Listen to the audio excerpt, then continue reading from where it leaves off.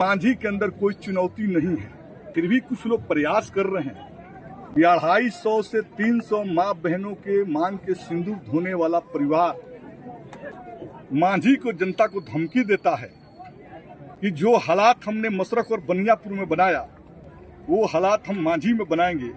तो मैं बता देना चाहता हूं कि जब तक सत्येंद्र यादव इस धरती पर, मांझी की धरती पर जिंदा है, बिहार के कोई गुंडा मवाली के यहाँ चलने वाला नहीं है। लोग जानते हैं कि 2025 के अक्टूबर नवंबर में विधानसभा के चुनाव होंगे। हमारी पार्टी बिहार के अंदर जिन सीटों पर लड़ने जा रही है उन तमाम सीटों पर कार्यकर्ता सम्मेलन चल रहा है और ये कार्यकर्ता सम्मेलन का एकमात्र मकसद है 2025 के चुनाव को फतह करना। और इसके लिए कार्यकर्ताओं को टिप्स दिए गए हैं, कार्य किए गए हैं और राजनीतिक जो है कार्यनीति को हम लोगों ने तय किया कि हमारा एजेंडा क्या होगा, हम कैसे लड़ेंगे, हमारे क्या क्या काम होंगे, वो तमाम जो इस कार्यकर्ता सम्मेलन में हम लोगों ने डिस्कस किया है। और आज से जो है मार्क्सवादी कम्युनिस्ट पार्टी जो है सभी मतदान केंद्रों पर जो है मुस्तैदी से लगेगी और जिस तरह से 27,000 मतदाताओं के नाम काटे गए हैं उनको जोड़ा जाएगा और उत्तर प्रदेश से मतदाताओं के नाम जोड़ने का जो प्रयास हो रहा है उसको रोका जाएगा।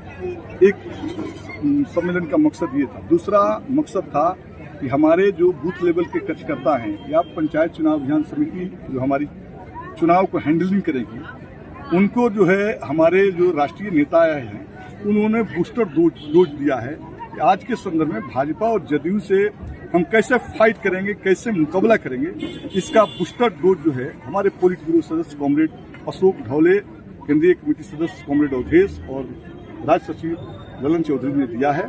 और हम समझते हैं कि ये बूस्टर डोज जो है भारतीय जनता पार्टी और जदयू के लिए जो है मौत का कारण बनेगा, सत्ता से हटने का कारण बनेगा। और ये जो सम्मेलन है, ये जो कार्रवाई है, ये निरंतर चलती रहेगी। हम हर तरह से जो है चुनाव को जीतना चाहते हैं और बिहार में परिवर्तन कर एक नई सरकार तेजस्वी के नेतृत्व की बनाने के लिए हम लोग जो है उत्सुक हैं। आपने कहा कि चुनौती, हर चुनाव चुनौती होता है और चुनौती का मुकाबला जो है यहाँ की जनता करेगी। आप एक बात को अच्छी तरह से समझ लीजिए कि पिछले 5 वर्षों के अंदर हमने तो डंके के चोट पर कहा कि 2 से 43 विधानसभा में पहला विधानसभा है जहां के व्यवसायी वर्ग, चाहे वो ताजपुर के व्यवसायी हो, दाऊदपुर के व्यवसायी हो, कोहड़ा के व्यवसायी हो, कोपा के व्यवसायी हो या जलालपुर के व्यवसायी हो, 5 सालों के अंदर कोई माई का लाल नहीं कह सकता कि एक भी व्यवसायी को किसी गुंडे मवाली ने टर्चर किया। 2 कोशिशें हुई और बहादुर जनता ने उनको घटना स्थल पर ही पकड़ कर जो है पिटाई भी किया और पुलिस को सौंपा।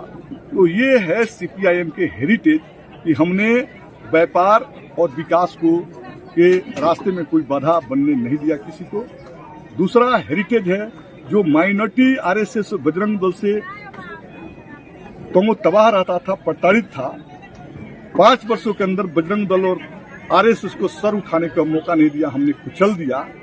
तीसरा, हमने जो दलित और अति पिछड़ा पर जो सामंती अत्याचार होते थे, 2020 के बाद सामंती शक्तियां जो है मांद में समा गई।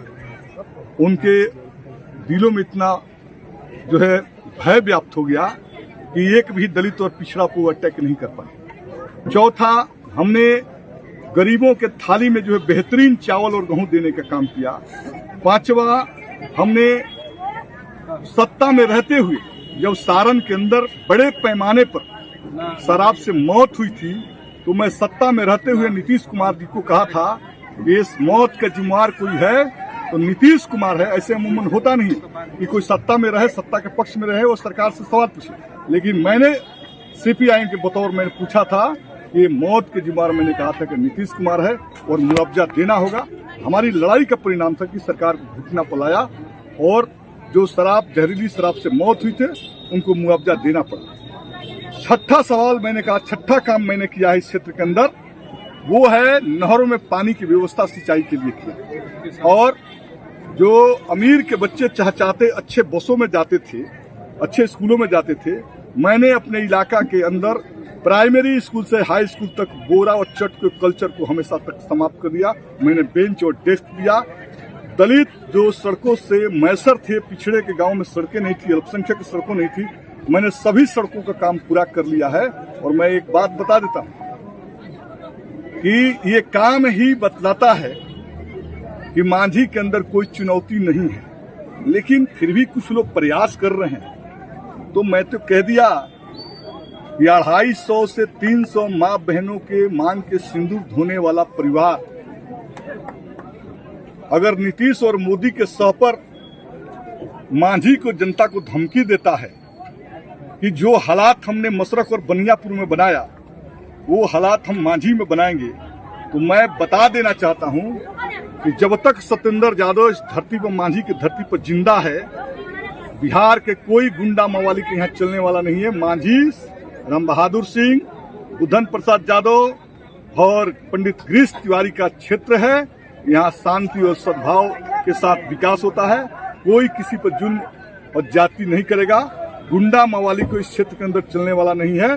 मांझी में मांझी के लोग निर्वाचित होंगे और जो भी सामंती शक्तियां सर उठाएगी, मैं अपने बूट से उसको कुचल देने का काम करूंगा। Sir, vote